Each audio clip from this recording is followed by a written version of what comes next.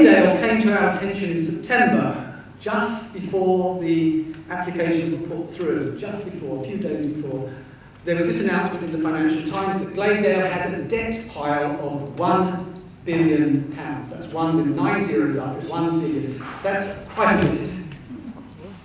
And on the 4th of September, their bankers, HBOS, Lloyds HBOS, agreed a debt equity swap, which means that they wrote off £500 million, and in exchange they got preference shares in the company. Now this is serious stuff, ladies and gentlemen, and it goes to a very, very high level. I can't imagine that this was done without knowledge at the highest level in our even government.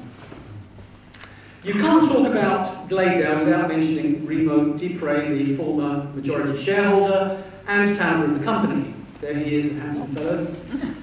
He founded the company in 1996. In 10 years, Gladedale became the 6th biggest home builder, and I think the 2nd or possibly the 1st biggest one in private hands. They construct 2,000 units annually. Now this growth, ladies and gentlemen, it wasn't a growth based on expertise, it wasn't a growth based on productivity, on excellence, it was a growth based purely on acquisition. Mr. Remo Dupre is the consummate wheeler dealer. He bought, and he got bigger and bigger and bigger. Then came the credit crunch. These are some quotes I picked up from various sources, but one of them was the Times Online. The first one is not a quote, but it's a conclusion. Gladedale is not a victim of the credit crunch, but part of the cause. This now is a quote. It was corporate banking's answer to subprime lending. Gladedale was mentioned in connection with this, that they were the favoured client of the Bank of Scotland. They couldn't do anything wrong. Remo Dupre was the golden boy. Everything he touched seemed to turn to gold. Another quote, HBOS bent over backwards to lend Remo Dupre extravagant sums without giving sufficient thought to commercial viability or future asset prices. Gladedale engaged in debt-fueled buying binge. Lovely quotes. In January of this year, Gladedale was included in what was known as, or what was described as, a toxic debt fund.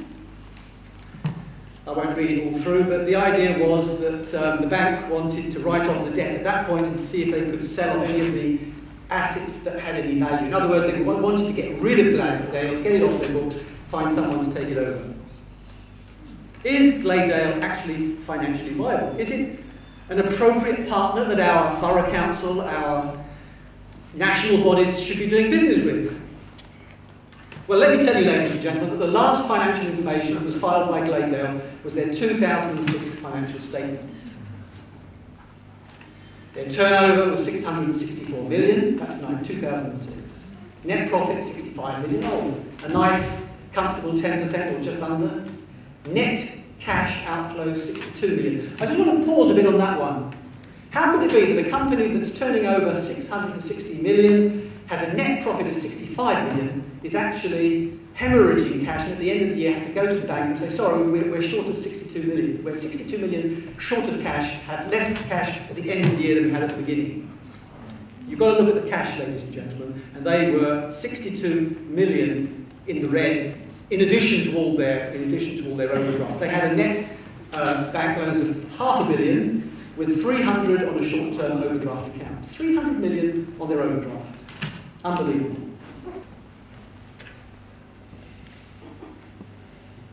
Remo Dupre, you'll be pleased to hear, was fired this year. Tim Redburn was brought in by the bank. He's a reconstruction specialist. Is Gladedale financially viable? Is it an appropriate partner to be doing business with our town, with our municipal organisations? This is a mortgage which I downloaded from Company's House. It's made between Gladedale Holdings and the Bank of Scotland. It was issued in the 1st of September. Don't try to read it, it's too small. Within it, I want to draw your attention to this. This is within the mortgage agreements concerning land. All estates or interests in any freehold or leasehold property located in England and Wales are part of are mortgaged to the bank. And all rights to any leasehold property, freehold property, any rights. That would include, I suppose, if Gladedale had entered into an agreement concerning the Archery Ground, that now is mortgaged to the Bank of Scotland, each boss, Lloyd's Edge boss. On the 12th of August, Gladedale Holdings became nothing more than a shell company because there is a new holding company called Terret Holdings, which excludes Rimo Dupre. Just thought I'd mention that because we don't actually have Gladedale Holdings anymore. It's Terret.